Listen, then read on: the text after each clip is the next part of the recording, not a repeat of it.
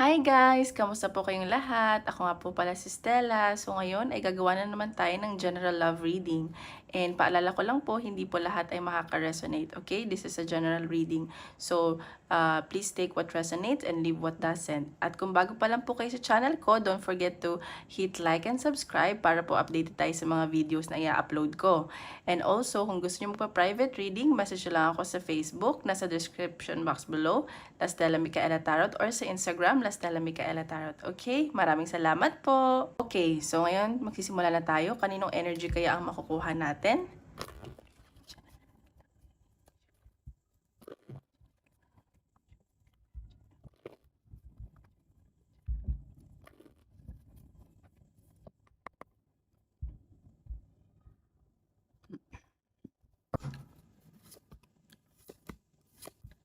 Oh, okay. So sa nakikita ko dito, okay naman kayo ng person mo. Okay naman yung foundation ng relationship nyo. Pero parang isa sa inyo, parang nagkakaroon ng, sorry trigger warning lang. Nagkakaroon ng affair or may pinag-uusapan about pera, nagdadalawang isip, ganyan, sa work. And ayun, so parang yung energy nyo din ngayon na parang tinatamad kayo and nagmamatigas, ganyan. So, ayan, parang iba rin sa inyo na de-depress na, parang may ending na nangyari. And ayan, siguro sa trabaho to, pero okay naman kayo ng person mo. Like, okay yung foundation yung dalawa. So, tingnan pa natin, clarify natin. Or may nagkakagusto sa'yo dyan sa work. Alam mo yun, nagde-date kayo pero hindi pwede. Kasi baka kasal na yung ka-work mo, ganyan. Parang crush ba? Or may karelasyon ka. So, yun yung nasa sense ko. So, tingnan pa natin. Move natin to dito.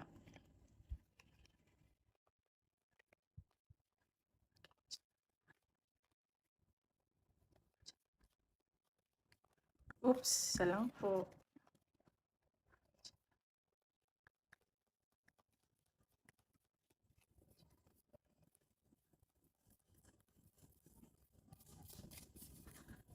Ay, lumabas okay. Ayan. Shapeshifter. So, sa nakikita ko dito sa love reading, siguro binabago mo yung sarili mo para sa connection yun ng person mo. Or yun nga, sinasabi ko baka may bago kang nagugustuhan, so nagpapaganda ka or nagpapapogi.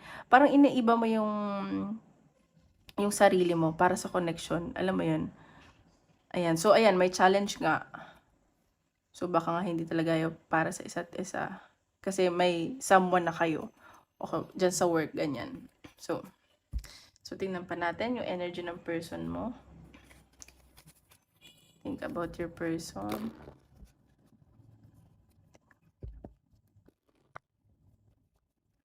Parang may binabago ka sa sarili mo, ganun.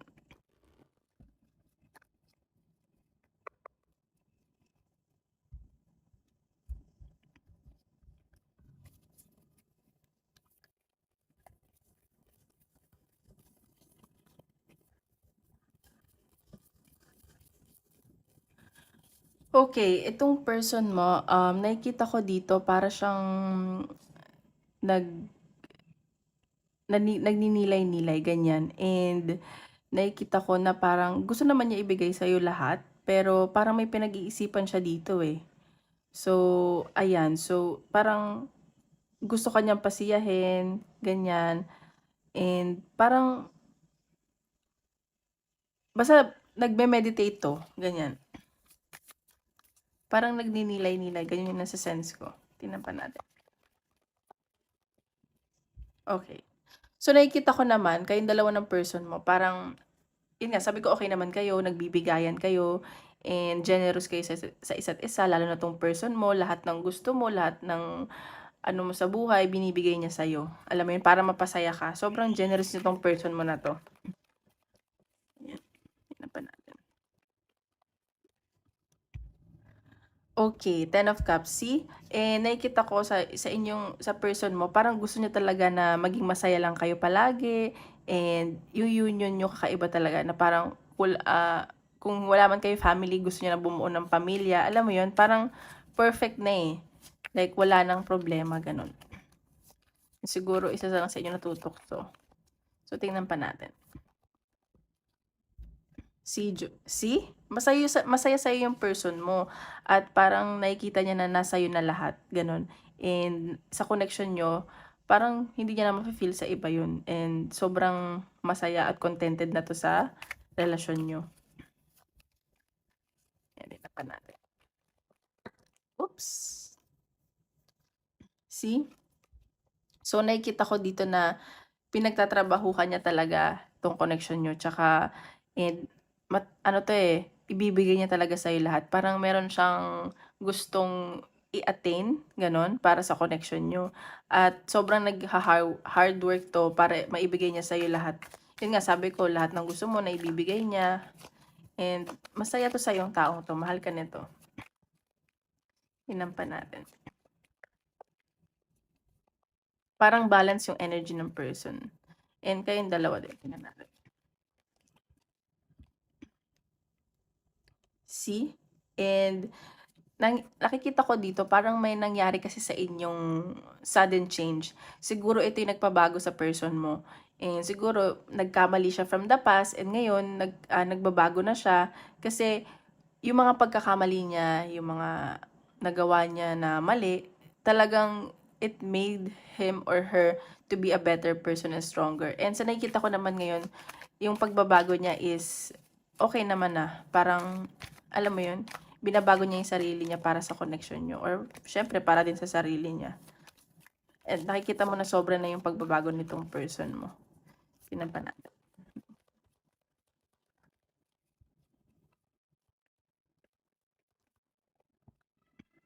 See? Ayan, no?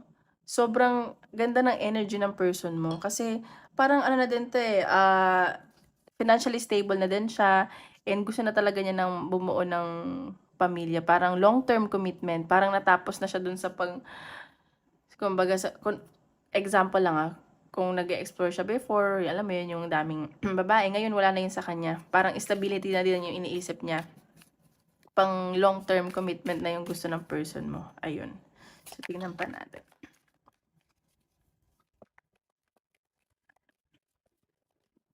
Oops.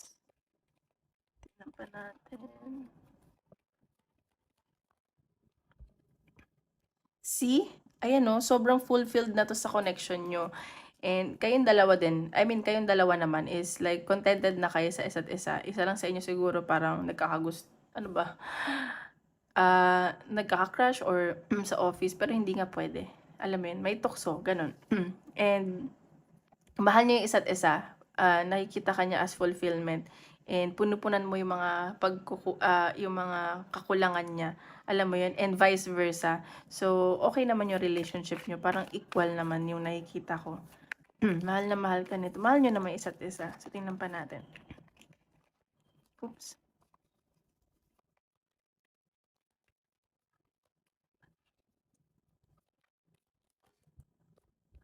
Okay, see? So, nakikita ko dito parang yung person mo, may mga, siguro iso-surprise ka nito, may mga tinatago siya sa'yo na hindi bad thing like iso-surprise ka nitong taong to. Kasi ngayon nga, nagkamali siya, and feeling ko may ending talaga nangyari sa inyo. And, ayun, may celebration ako nakikita, humihingi din doon ng tulong sa mga friends niya kung paano kanya siguro iso-surprise, and nakikita ko yung person mo, mahal na mahal ka. Tsaka mabait naman to eh. Siguro, alam mo, hindi naman tayo perfecto. And nakikita ko na ngayon, mas magiging better nga siya, at may mga ibibigay siya sa'yo na hindi mo aakalain. Siguro, not just material things, pero siguro babawi talaga siya sa'yo. Yun yung nasa sense ko. Okay? So, tingnan pa natin sa energy mo. Tingnan natin yung energy mo.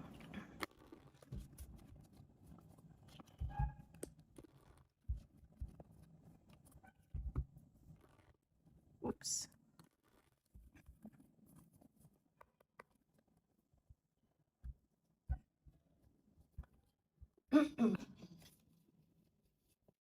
Energy mo naman.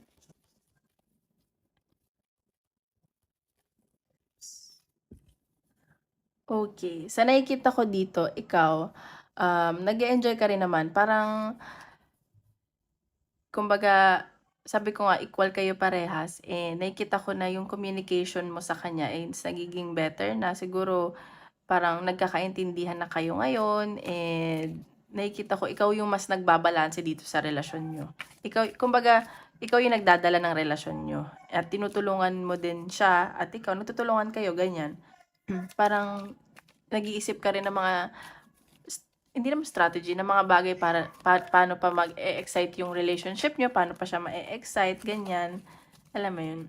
May mga bago kang ideas na siguro yung time niyo sa isa't isa, magde-date kayo, ganyan. Tingnan natin.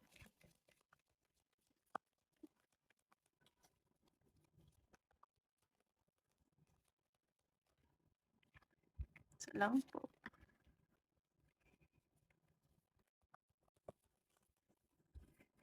Dalawa na. Pag dalawa pa, dalawa na kukunin ko. Isa lang. Okay.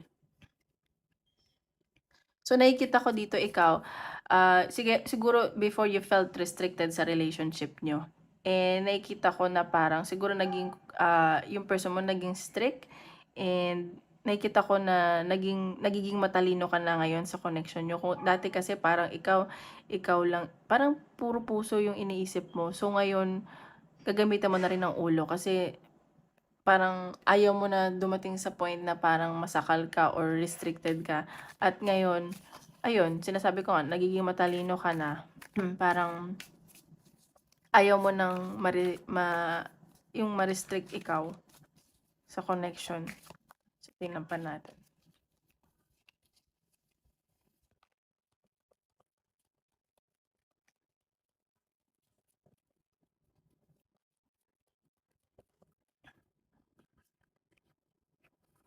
See?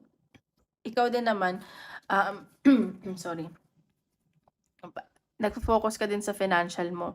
Parang gusto mo rin siyang tulungan, hindi lang siya. And nakikita ko na medyo nag-i-slow down ka. Alam mo yun? Parang gusto mo dalhin talaga to i-workout. Pero unti-unti, yun yung nakikita ko sa'yo. Hindi mo binibigla yung sarili mo. Siguro na natotrauma ka na, natatakot ka na. Alam mo yun? So, tingnan natin. Kasi nga, yun nga sabi ko, feeling ko may nangyaring sudden change sa inyo before, like, nakapagpabago din sa inyo. Yung person mo nagbabago na, pero ikaw parang naninigurado ka. Alam mo yun? Nagdadalawang isip, pero mahal mo siya eh. But you're taking it slow. Yun yung nakikita ko. So, tingnan pa natin.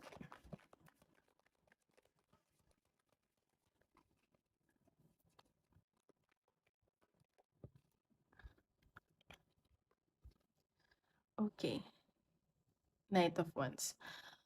Okay, sa nakikita ko dito, parang, ayun nga, gusto mo din na magbunga lahat ng mga paghihirap nyo, siguro sobrang hardworking nyo, at nakikita ko na unti-unti na nangyayari yun. And yun nga, parang slow mo ka ngayon eh. And mabagal lang, ikaw yung mabagal yung energy ngayon. And nakikita ko na passionate ka dito sa connection nyo. And nakikita ko na, ano din eh, yung pagiging sigurado mo magbubunga din yan. Mahal mo yung person mo, sobrang, alam mo, pag nakikita mo siya like ka na excite ganyan, pero hindi mo masyadong pinapakita yun sa kanya kasi parang sinasabi dito na parang ayaw mong lumaki yung ulo niya, ganun. So, congratulations sa'yo. Feeling ko magiging maayos na to in advance. Tingnan pa natin. Alam mo na sa sense ko dito, marami nagkakagusto sa'yo kahit may karelasyon ka na. Baka ito nga yung sa work na maraming tukso. Pero hindi pwede, parang ganun.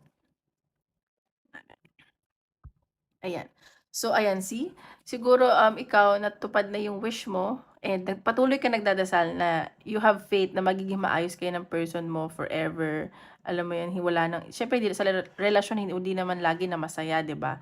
So, aabot pa, may mga times pa rin na mag-aaway kayo, magkakaproblema, pero naniniwala ka, you have faith na magiging maayos lang to kasi ano ka naman, feeling ko naman divinely guided ka, nagdadasal ka lang at naniniwala ka.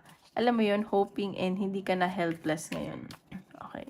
So, tingnan pa natin.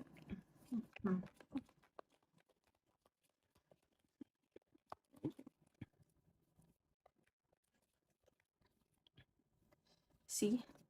Ayan 'no, minanifest mo talaga 'to, eh, pinagdasal mo talaga 'to at ibibigay na sa'yo at nakikita ko na pinoprotektahan mo na din yung puso mo. Hindi porket mahal mo siya, sige go na, hindi gano'n.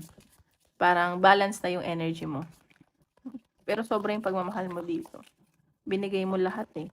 Tingnan natin, tingnan pa natin.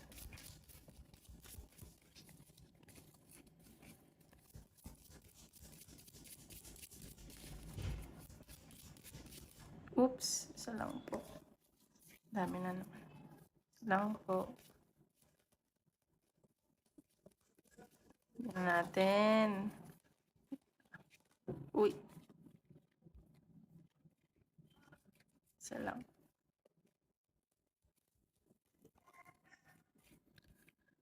Okay. Ayan, so sa nakikita ko nahirapan ka din dito, eh, at nahihirapan ka rin naman na tinatago mo yung nararamdaman mo. Kasi feeling ko nagkaroon ka rin ng maraming problema, hindi lang naman 'to sa relationship. Parang ang dami mong problema sa buhay, pero nakikita ko na malalagpasan mo na 'to. Yan, magiging maayos na kayo. Siguro sumaba din talaga yung loob mo sa person mo. Natin.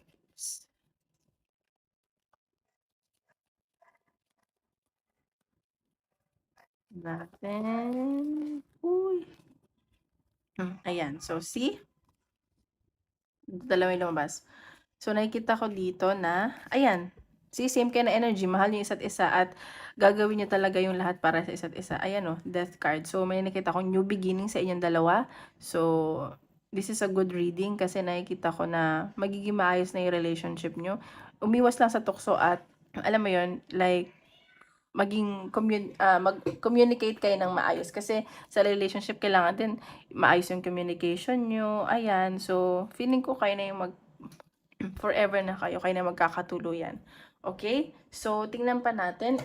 Advice ng universe. Wait lang. Tingnan ko lang yung card. Wait lang.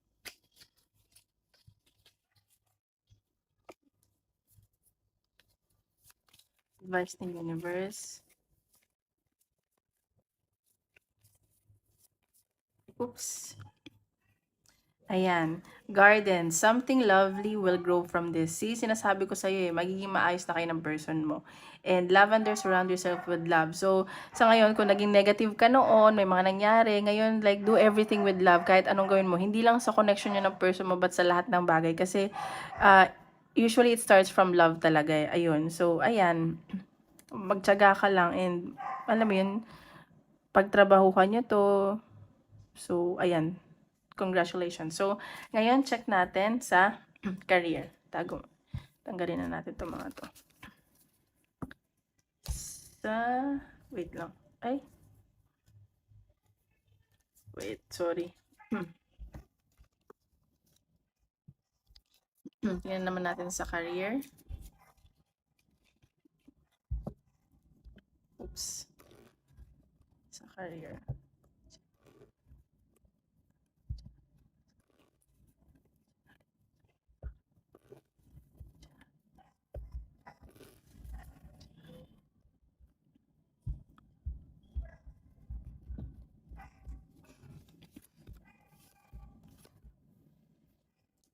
Okay, so nakikita ko dito parang may ending na nangyayari sa career mo. Eh, nakikita ko dito may pag-travel ka kasi. Siguro ngayon, kailangan mo din mag-travel, may mga ayusin kang papers and mga magdadalawang isip ka dito. Pero may nakikita ako, siguro may mag-a-abroad sa inyo at kailangan din ng support ng family or kung may anak ka man. Kasi kaya ka mag-a-abroad, ayun. So, tingnan pa natin. So, baka aalis ka na, so mag-e-end na yung bonding ninyo ng family mo or ng anak mo or pamangkin mo, mag-aayos ka na ng papeles kasi mag-a-abroad ka na. So, tingnan pa natin sa career mo. Dream. O ayan, ano mo talaga to pinagdasal mo tsaka dream mo tong job na to. Ayan, so congratulations kung kanino man yung reading na yan. At ayan, makukuha mo na daw yung hinihiling mo. Tingnan pa natin advice ng universe.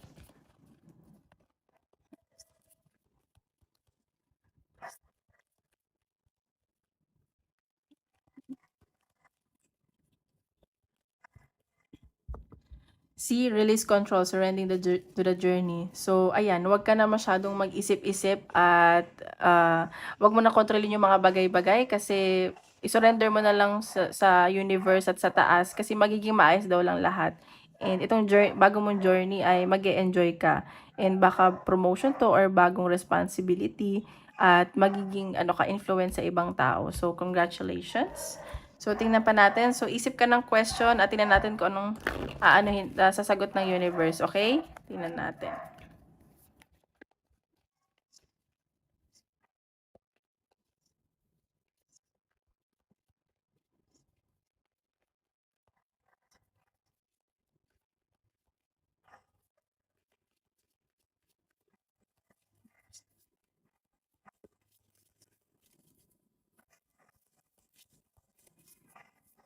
Anong basa? Bunot na lang tayo. Success. See, may nakikita akong success sa'yo. So, ayan, matuto ka rin din mag-compromise and kung ano man yan. So, ayan, success. Congratulations. Ayan. So, thank you po. Tomorrow ulit. Bye-bye.